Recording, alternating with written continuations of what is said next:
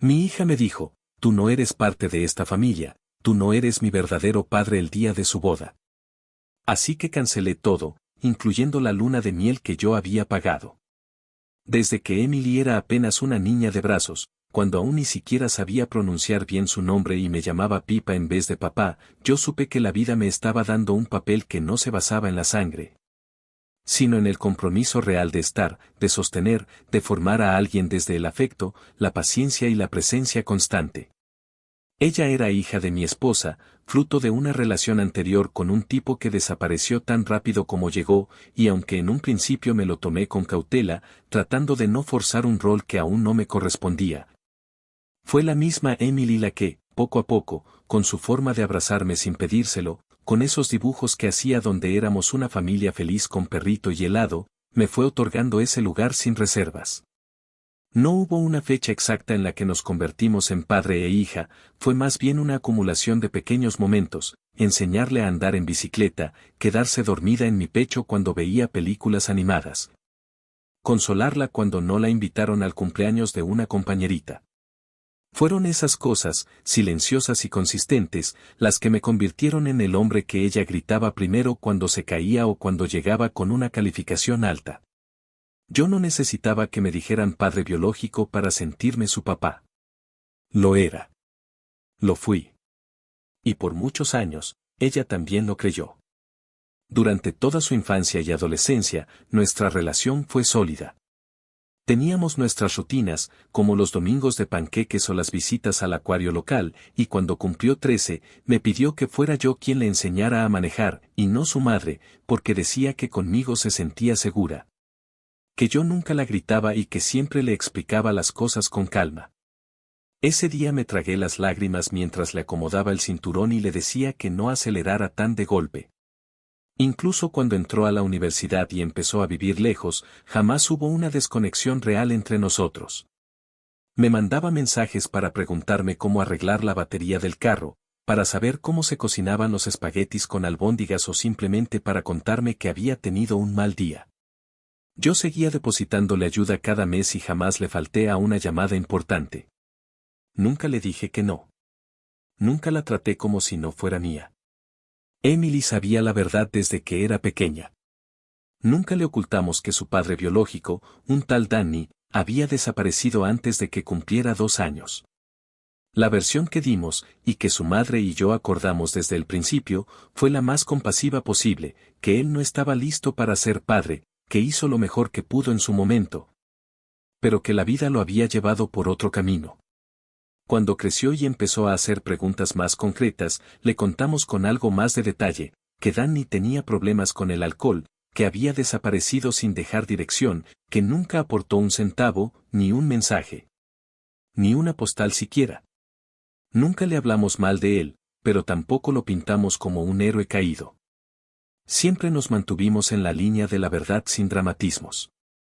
A Emily le bastaba con eso, al menos eso parecía. Cuando conoció a su prometido, Caleb, yo fui el primero en recibirlo en casa. Me miró a los ojos con cierto nerviosismo y yo, en lugar de hacerle un interrogatorio estilo película gringa, le dije que lo único que me importaba era que la tratara con respeto. Se ganó mi simpatía con el tiempo, no por ser especialmente brillante, sino porque Emily parecía feliz. Planeamos la boda entre los tres, porque su madre prefería mantenerse más al margen para no parecer demasiado invasiva, y yo, honestamente, me sentí honrado de que me incluyeran. Fui parte activa desde el día 1, ayudé a escoger el lugar, que terminamos eligiendo en una costa preciosa de Connecticut, firmé los contratos del catering, reservé los músicos. Adelanté la luna de miel y hasta me encargué de que la ceremonia civil y la religiosa no se pisaran en horarios. No lo hice por obligación. Lo hice porque quería verla feliz, porque ella me abrazaba después de cada logro de la planeación y me decía con una sonrisa llena de confianza, «Papá, no sé qué haría sin ti». Y yo le creía. Creía cada palabra. Lo que pasó la noche antes de su boda no lo vi venir. No me lo imaginé ni siquiera en mi versión más paranoica, porque confiaba plenamente en el lazo que habíamos construido. Fue durante la cena de ensayo, en el mismo invernadero donde sería la ceremonia, con las mesas decoradas con hortensias azules y las luces colgantes que ella había dicho que le recordaban a las películas navideñas. Todo iba como esperábamos. Los invitados charlaban, los meseros ofrecían vino blanco y canapés, y Caleb me dio una palmada en la espalda diciéndome, mañana somos oficialmente familia. Fue entonces cuando Emily pidió silencio y se paró junto al atril donde horas después leerían sus votos. Sostuvo el micrófono con una mezcla de emoción y nervios, y después de agradecer a todos, lanzó la bomba. Dijo que quería que ese día fuera especial, que necesitaba que todos supieran lo importante que era para ella que su verdadero padre, su padre de sangre, estuviera presente. Fue en ese momento cuando Danny, ese fantasma del pasado, ese hombre que no conocía ni una sola de sus alergias ni su serie favorita, apareció entre los invitados como salido de una mala broma. Y Emily, mirándome directamente, agregó, tú no eres parte de esta familia. No eres mi verdadero padre. No gritó. No lloró. Lo dijo con una frialdad que jamás había oído en su voz. No respondí. No hice ningún escándalo. Solo asentí y regresé a mi asiento. Sentí que el mundo se partía en dos, pero no iba a rogarle ni un segundo. Cuando la velada terminó, mientras todos iban a brindar en la terraza, yo recogí mis cosas, le di un beso en la frente a mi esposa, que estaba en shock pero no dijo nada, y me fui a casa. No dije una palabra más. Ya en casa, con la laptop encendida y los contratos a la mano, comencé a cancelar todo. Uno por uno. El venue, el banquete, el hotel, los vuelos, la luna de miel. Cada cosa que había pagado yo con mi nombre. Cada centavo que había salido de mis manos por una boda donde, al final, me dijeron que no tenía lugar. Y así, antes de que dieran la medianoche, ya no había boda. Actualización 1. A la mañana siguiente, mientras el cielo apenas empezaba a aclarar y los primeros rayos de luz se colaban entre las cortinas del cuarto de huéspedes donde había dormido sin pegar un solo ojo, yo ya estaba listo para salir.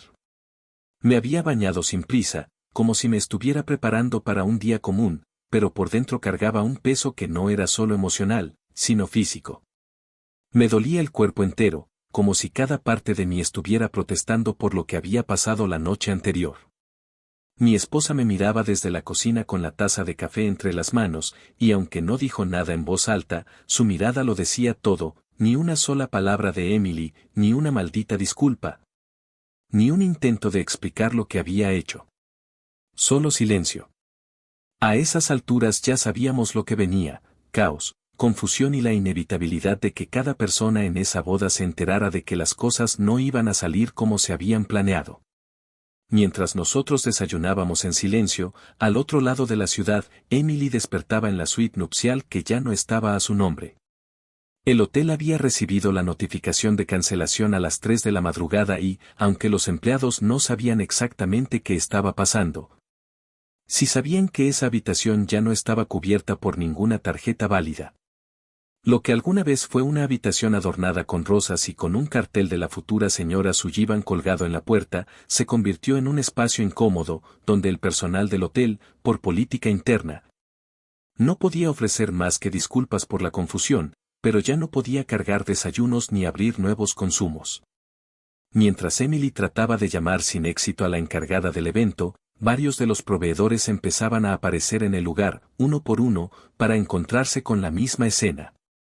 Una coordinadora de eventos con la cara desfigurada por la sorpresa, sin saber qué responder cuando le pedían los cheques finales, los accesos al salón o simplemente instrucciones sobre qué hacer con todo lo que estaba preparado. Los floristas fueron los primeros en notar que algo andaba mal.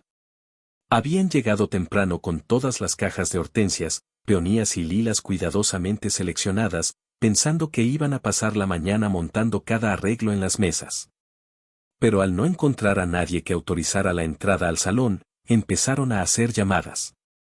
La respuesta fue directa: el evento ha sido cancelado por el titular del contrato. En menos de 20 minutos, estaban recogiendo todo como pudieron, metiendo las flores de vuelta en cajas de cartón, tratando de rescatar las que no se habían dañado en el traslado.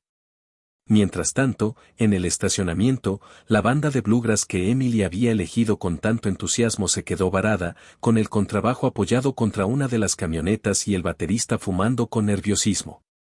Nadie les había pagado el segundo adelanto. Uno de los músicos trató de contactar al novio, pero Caleb estaba tan confundido como todos. Fue él quien, tras enterarse por la coordinadora que el padre de la novia había cancelado absolutamente todo, intentó llamarme. No le respondí. Ni a él, ni a Emily, ni a ninguno de los 4 padrinos que me llamaron en nombre de una reconciliación de último minuto. A las 9 de la mañana, el invernadero estaba oficialmente cerrado. No por mantenimiento, no por remodelación, sino porque ya no había evento. La administración había sido clara, el titular del contrato había ejercido su cláusula de cancelación dentro del marco legal establecido, no se debía nada, no se debía a nadie. Y lo único que quedaba era la orden de no permitir el acceso a ningún invitado que dijera estar vinculado con el evento. Algunos llegaron igual, sin saber nada, vestidos ya para la ocasión, con regalos en la mano y cámaras listas. Se encontraron con un portón cerrado, empleados confundidos, y un par de encargados repitiendo que lamentablemente, el evento ha sido suspendido por decisión del organizador principal. Las expresiones de incredulidad se multiplicaron, y lo que debió ser un sábado de celebración terminó convertido en un desfile de autos dando vueltas en U, con abuelas murmurando entre dientes y tías tomando fotos del cartel para enviarlas por WhatsApp a los que aún no llegaban. Mientras todo eso ocurría, yo estaba en la carretera, con mi esposa sentada al lado, con el GPS marcando dirección hacia Cape Cod y una playlist vieja sonando de fondo.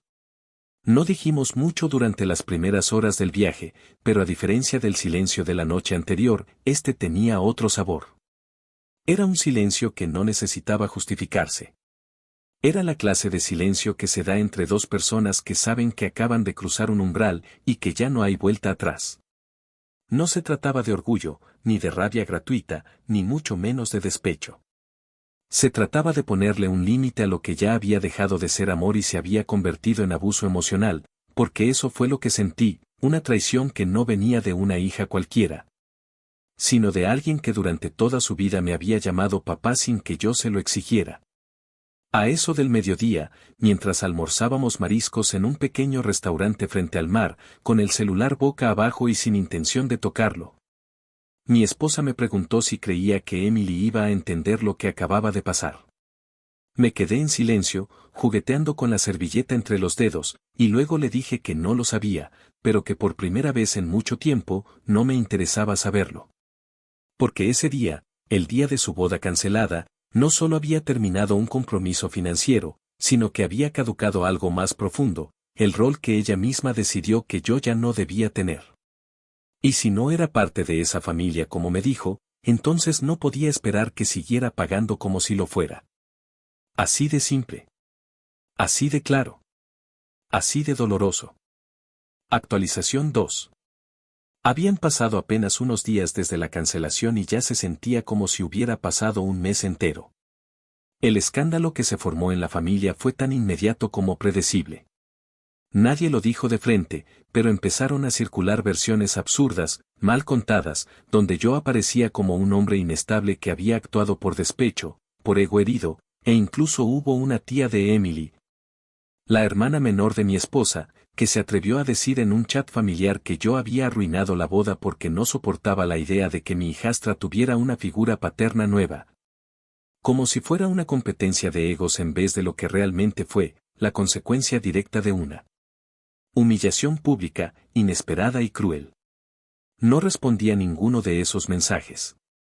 En silencio, eliminé a varias personas de mi lista de contactos y dejé los chats grupales que jamás servían para otra cosa que intercambiar cadenas religiosas y fotos de platos que nadie pedía. Mi esposa, aunque dolida, entendía perfectamente lo que yo había hecho. No solo lo aprobaba, sino que reconocía en voz alta que, si ella hubiera sido la destinataria de esas palabras, probablemente no habría tenido la entereza que yo tuve para manejar la situación sin gritar, sin romper nada, sin armar un espectáculo. Fue el 4.º día después del desastre cuando recibí el primer correo formal. Venía de un bufete pequeño en Warwick que se presentaba en nombre de Emily y su ahora esposo. El tono era elegante, pero directo, reclamaban daños morales, gastos colaterales y la devolución de algunos regalos no monetarios que, según ellos, yo había comprometido. Se referían, entre otras cosas, a los vuelos no usados, a los anticipos dados a proveedores y a los servicios contratados. La parte más ridícula del documento incluía una frase que tuve que leer 2 veces para confirmar que no era una mala broma. Nuestro cliente desea que se reconozca el dolor emocional derivado de la cancelación abrupta del evento más importante de su vida. Lo cual fue ejecutado por el padre suplente de la novia en un acto impulsivo y no consensuado. Padre suplente. Así, tal cual lo redactaron. Me reí con una mezcla de tristeza y rabia. Para ellos ya no era ni padrastro, ni figura parental, ni siquiera el hombre que la había criado desde los pañales. No. Ahora era un padre suplente que había tomado decisiones sin consultarlo con la verdadera familia. Como si yo hubiera irrumpido sin invitación en una historia que no me pertenecía. Tardé menos de 24 horas en responder. No usé abogados. No era necesario. Me senté en el estudio de casa, abrí la carpeta de Google Drive donde tenía todos los contratos, facturas y correos electrónicos archivados desde el día 1. Y redacté una carta con un tono que ni siquiera intenté disfrazar de amable. Enumeré cada contrato que yo había firmado como único titular, el del invernadero, el catering, la banda, los vuelos, el hotel, la luna de miel. Expliqué detalladamente que todo había sido pagado con mi tarjeta, que ninguna de esas cosas estaba a nombre de Emily, de Caleb, ni de nadie más. Todos los acuerdos incluían cláusulas de cancelación con margen de tiempo suficiente, y todas habían sido ejecutadas dentro del marco estipulado. Adjunté copias de cada documento, incluyendo los correos electrónicos de confirmación de cancelación con fechas y horas. También anexé los estados de cuenta donde quedaba claro que ningún fondo había sido transferido desde otras fuentes que no fueran las mías. Por último, cerré el documento con una nota que no tenía adornos: si el bufete continuaba con las amenazas, yo no solo presentaría una contrademanda por difamación, sino que exigiría el pago de los honorarios legales si el caso llegaba a escalar a una instancia judicial. Lo envié en PDF. Sin copias. Sin cortesía. Sin afecto. Pasaron exactamente 3 días sin respuesta, hasta que mi esposa me llamó desde su trabajo para avisarme que Emily había intentado contactarla. Primero con una excusa, diciendo que quería saber si mamá estaba bien, que le preocupaba su salud, y luego, al no recibir respuesta, dejó un mensaje llorando, diciendo que no entendía por qué yo había sido tan cruel y que solo quería explicarme que fue un malentendido. Ni siquiera tuvo el valor de escribirme directamente. En su mente, todavía podía acudir a la mujer que le servía de puente para esquivar las consecuencias de sus actos. Pero esta vez no funcionó.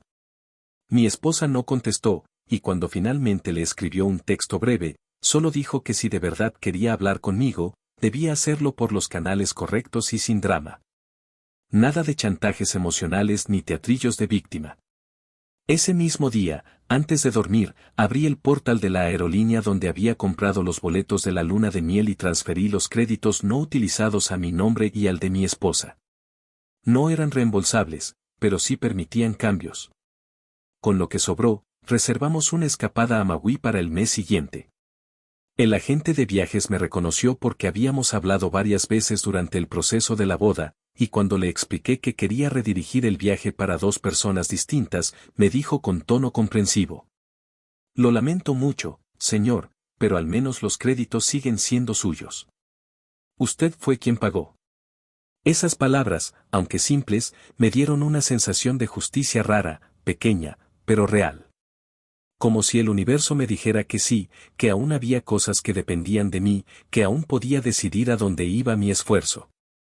Una semana después, me llegó por correo postal una carta sellada con un membrete oficial de una fundación de apoyo a veteranos. Al abrirla, encontré una nota de agradecimiento firmada a mano por uno de los coordinadores del programa Wings for Warriors, dándome las gracias por la donación de millas de viaje realizada en nombre de Emily Sullivan. Lo hice con premeditación, por supuesto. Quería que esa carta llegara a su apartamento. Que viera su nombre allí, vinculado a un gesto que ya no podía controlar, a una decisión que había dejado de pasar por sus manos. Era una forma elegante de recordarle que no todo lo que yo había construido para ella podía simplemente desecharse, pero que tampoco estaba dispuesto a seguirlo manteniendo. Después de eso, el silencio volvió, y aunque sabíamos que eventualmente volvería a aparecer con alguna otra excusa, durante un tiempo al menos, el eco de su elección, porque fue eso, una elección consciente y pública, se mantuvo como un muro entre nosotros. Y yo, por primera vez desde que me hice cargo de ella cuando apenas tenía pañales de ositos, empecé a ver mi paternidad como algo que podía cerrarse, no con odio, sino con dignidad. Porque si bien el amor no se extingue de un día para otro, el respeto, cuando se rompe así, ya no se reconstruye con palabras bonitas ni con promesas tardías. Se reconstruye, si es que acaso se reconstruye, con hechos. Y de eso, hasta ahora, no había ni una sola señal. Actualización 3. Había pasado poco más de medio año desde aquel sábado fallido en el que todos se quedaron vestidos y sin boda, y aunque por fuera las cosas parecían haberse estabilizado, yo había regresado a mi rutina. Retomado mis caminatas al amanecer, seguido atendiendo el taller de carpintería que monté en el garaje para distraerme. Por dentro seguía latiendo una especie de vacío amargo que aparecía sobre todo cuando veía a otros padres acompañar a sus hijas en momentos especiales, aunque fuera en comerciales de televisión o en las redes sociales de algún viejo amigo. No es que la extrañara como quien echa de menos a una hija lejana por trabajo o estudios, era distinto. Era el tipo de ausencia que se siente cuando alguien sigue existiendo, pero ya no de la forma en la que tú aprendiste a quererla. El tipo de vacío que deja un vínculo al que le quitaron el alma, pero que todavía tiene forma. Por eso, cuando llegó el sobre color crema con mi nombre escrito a mano y una estampilla conmemorativa de Nueva Inglaterra, supe de inmediato que venía de Emily. No abrí la carta de inmediato. La dejé en la mesa del recibidor durante 2 días, como si necesitara preparar el estómago antes de digerir el contenido. Cuando finalmente lo hice, me encontré con una invitación impresa, sobria, sin adornos. Nos casamos en ceremonia íntima, decía la primera línea, seguida de la fecha, el juzgado en Providence y la hora. No había promesa de recepción, ni cóctel, ni pista de baile. Solo un acto civil y, al final, una frase escrita a mano por ella misma: papá, si todavía puedo llamarte así, espero que vengas. Esta vez lo hicimos con nuestros propios medios. Esta vez no hay espectáculo. Solo amor. La caligrafía era reconocible, pero le faltaba firmeza.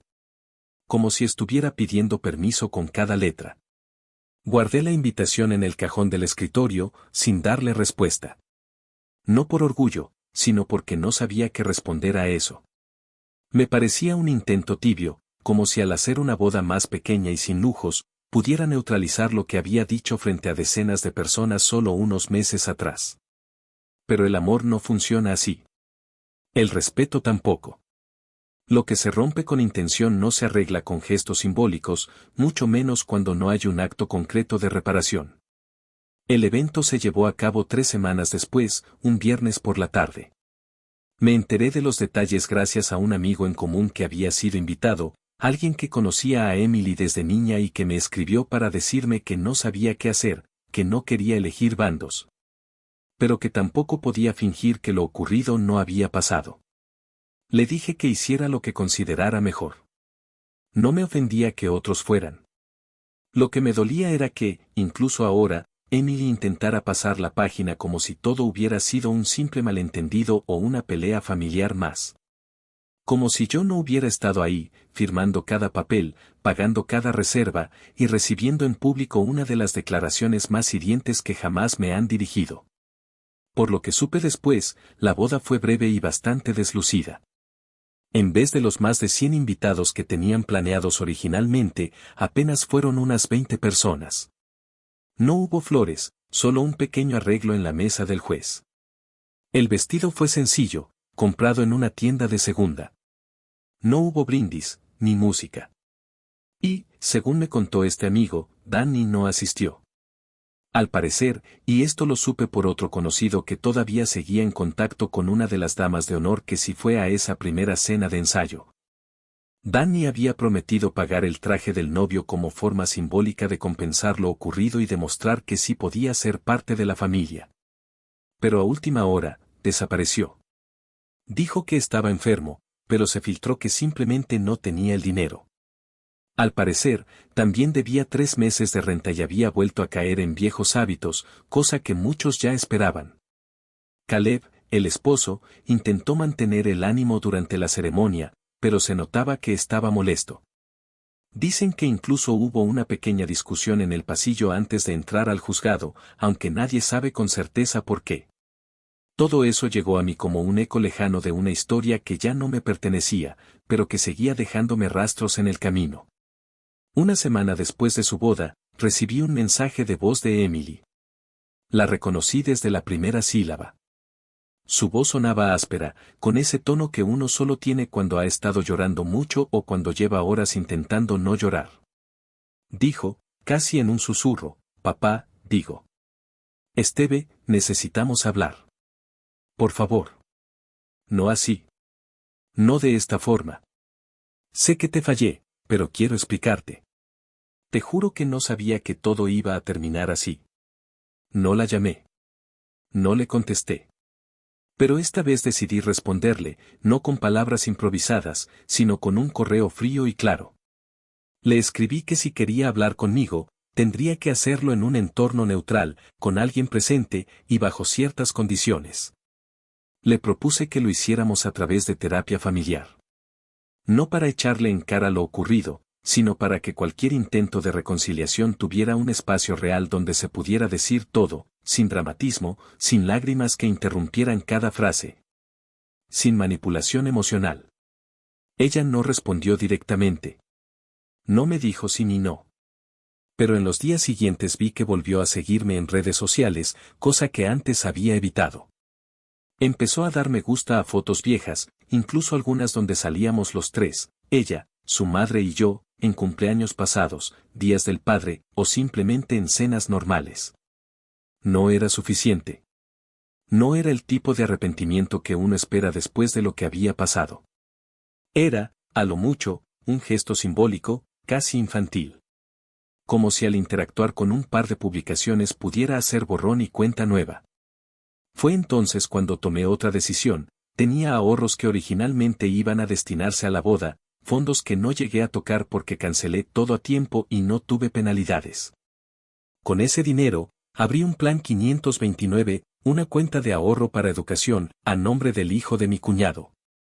Un niño que había perdido a su madre por complicaciones de salud y a quien siempre consideré como un sobrino de verdad, incluso más que a algunos parientes directos. Lo hice en silencio, sin buscar reconocimiento. Simplemente transferí el fondo a su nombre y firmé los papeles.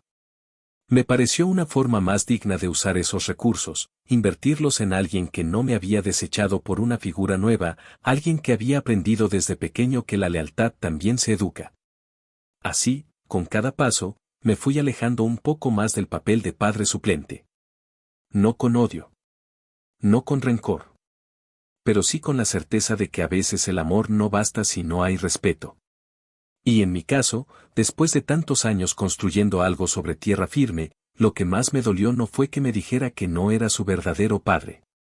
Lo que más me dolió fue que eligiera el momento más público y significativo para hacerlo, con toda la intención de que lo escucharan todos. Esa decisión tuvo consecuencias. Y aunque ahora, desde su esquina del mundo, intente deshacer lo dicho, yo ya no estaba esperando redención. Solo claridad. Y por el momento, eso era suficiente. Actualización 4.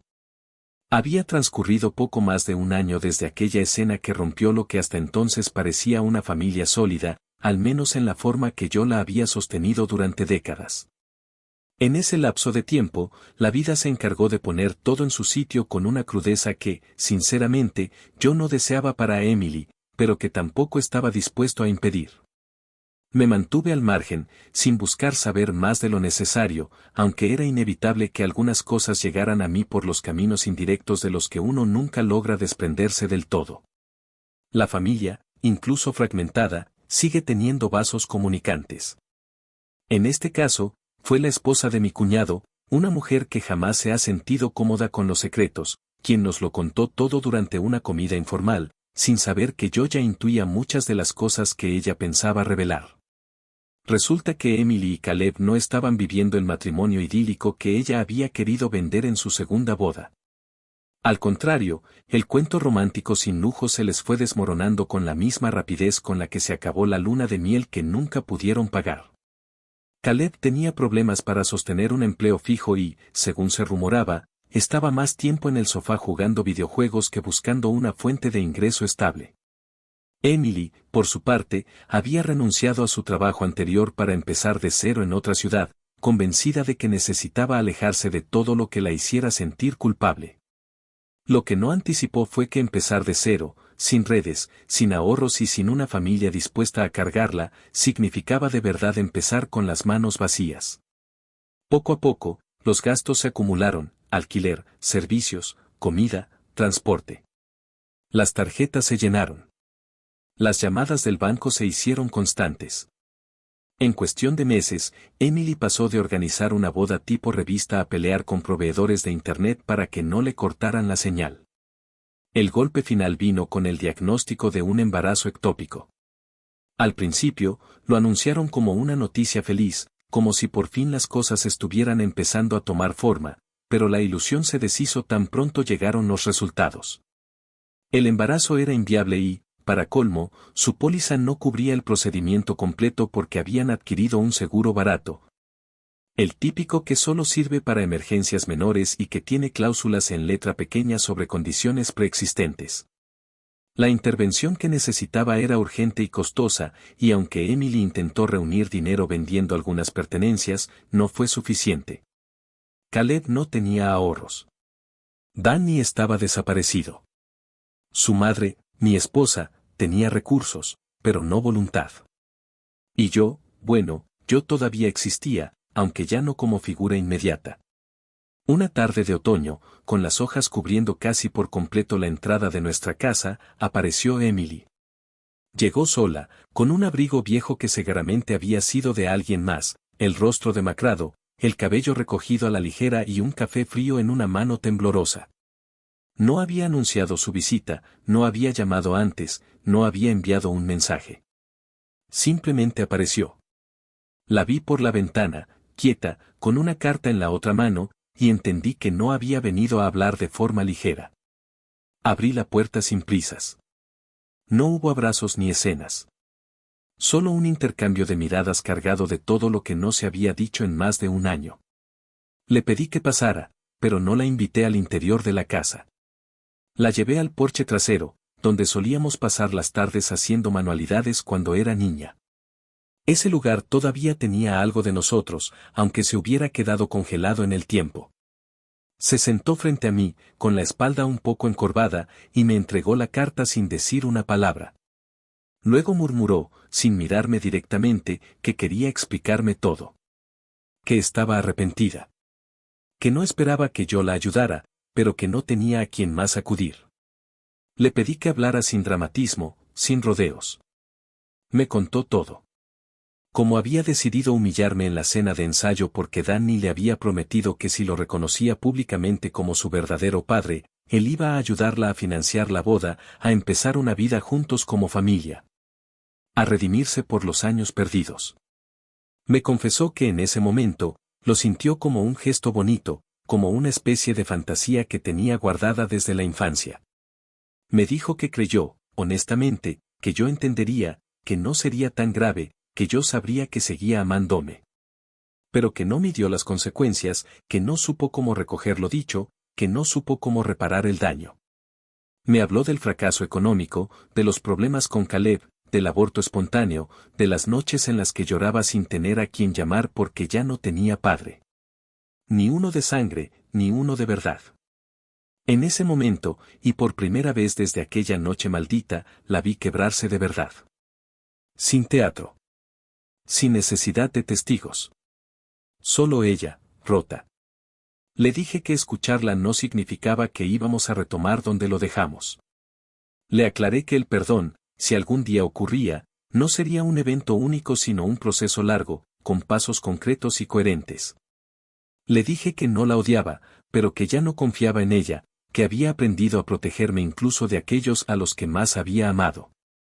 Le expliqué que la ayuda médica que necesitaba no era algo que yo le iba a negar, pero que no iba a ser gratis ni incondicional. Le ofrecí cubrir su intervención médica bajo dos requisitos claros: que iniciara terapia psicológica y familiar certificada por al menos 6 meses. Y que completara 150 horas de voluntariado en el comedor comunitario donde yo servía todos los martes. No como castigo.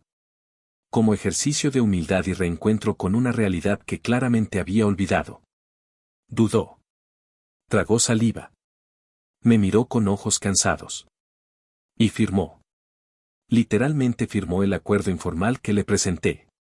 Lo hizo con la misma mano que, un año antes, había sostenido el micrófono para declarar que yo no era parte de su familia. Esa noche, mi esposa y yo dormimos sin palabras. Había algo que se había movido, pero no sabíamos todavía si era un cierre o el principio de una lenta reparación. No había alivio, ni esperanza desbordada.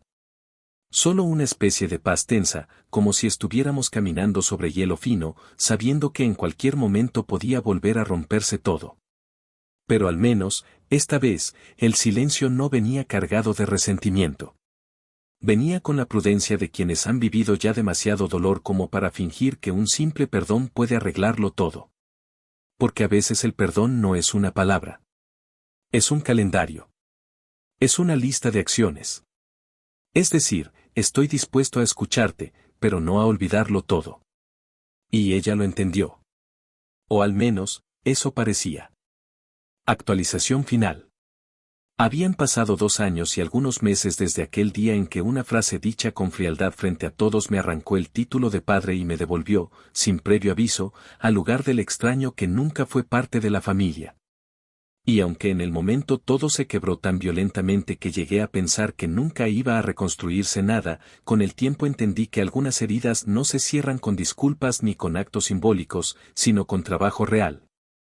Con paciencia cruda, con una disposición tan constante como incómoda para no volver a repetir los errores que nos pusieron en ruinas. Emily, para mi sorpresa, y la de todos los que creían que su arrepentimiento era solo una jugada desesperada por conseguir ayuda, cumplió cada uno de los compromisos que acordamos. Y no los cumplió a medias, ni con desgano, ni como quien lo hace solo para tachar una casilla. Lo hizo con una entrega silenciosa que al principio parecía calculada, pero que con el tiempo empezó a sentirse sincera. Asistió a terapia semanalmente, incluso en semanas donde tenía turnos dobles o cuando el dinero escaseaba. En más de una ocasión tuvo que caminar para llegar al centro comunitario porque no tenía para el transporte y jamás me pidió que la llevara. Hablaba con su terapeuta sobre todo lo que ocurrió, sobre lo que significaba haberme empujado al margen de su vida. Sobre la forma en que idealizó a un hombre que nunca estuvo y cómo eso la llevó a sacrificar a quien sí estuvo cada día sin exigir nada. Me enteraba de su progreso no porque ella viniera a presumírmelo, sino porque, poco a poco, las personas que compartían con ella en el comedor me hablaban de una joven que lavaba platos durante horas. Que ayudaba a las mujeres mayores a cargar bolsas, que preparaba bandejas con el mismo cuidado con el que antes organizaba centros de mesa para su boda. Al principio ni siquiera decía que era mi hija. Solo decía que estaba ahí para cumplir con algo importante. Luego, con el paso de los meses, empezó a hablarme en plural cuando hablaba con los demás voluntarios. Decía mi papá y yo hacemos los martes, o mi papá me enseñó a empaquetar así. Pequeños gestos. Pero llenos de peso. Aún así, no hubo reconciliación inmediata. Pasamos mucho tiempo operando como si fuéramos dos desconocidos con historia. Nos hablábamos en los pasillos, compartíamos turnos, ella me preguntaba cosas prácticas, me contaba de sus avances, pero yo me mantenía firme en no caer en la nostalgia fácil.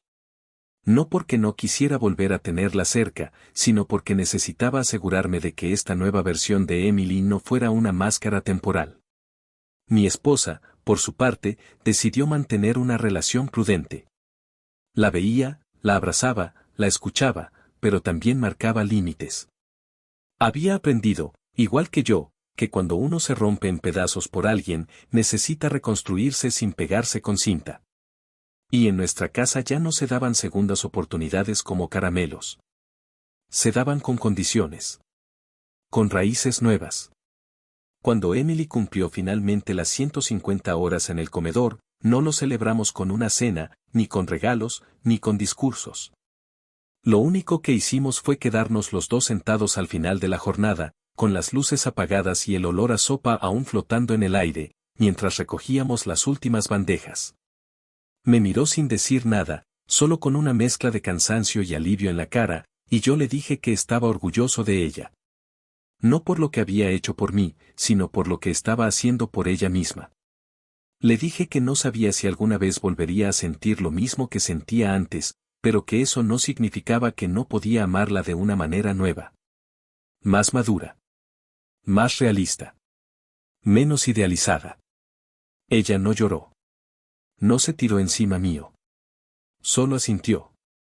Como si hubiera estado esperando ese tipo de validación, no una que la regresara al pedestal, sino una que le dijera que aún había camino. Hoy, después de todo lo que pasó, tenemos una relación distinta. No es la relación perfecta que teníamos cuando ella era niña y yo le arreglaba la bicicleta mientras me contaba historias inventadas. Pero tampoco es la desconexión cruel de aquellos días en los que me negó públicamente y me redujo a un espectador de su vida. Hoy me llama cuando tiene buenas noticias, pero también cuando tiene problemas. Me consulta decisiones importantes, no para que yo le diga qué hacer, sino porque respeta mi opinión. Viene los domingos a cenar, algunas veces con comida hecha por ella misma, y otras simplemente para estar sentada en la mesa. No ha vuelto a mencionar a Danny. No porque le haya prohibido hablar de él, sino porque, con el tiempo, entendió que algunas fantasías no necesitan ser demolidas a gritos. Basta con ver cómo se desmoronan solas cuando se enfrentan a la realidad. Sigue casada con Caleb, aunque separados. Él vive en otra ciudad, trabaja de forma intermitente y apenas se comunican para temas legales. No hubo grandes peleas, ni infidelidades. Solo un desgaste inevitable que empezó el mismo día en que ambos se vieron obligados a asumir la vida real sin saber cómo sostenerla. Emily no volvió a usar la palabra familia con ligereza.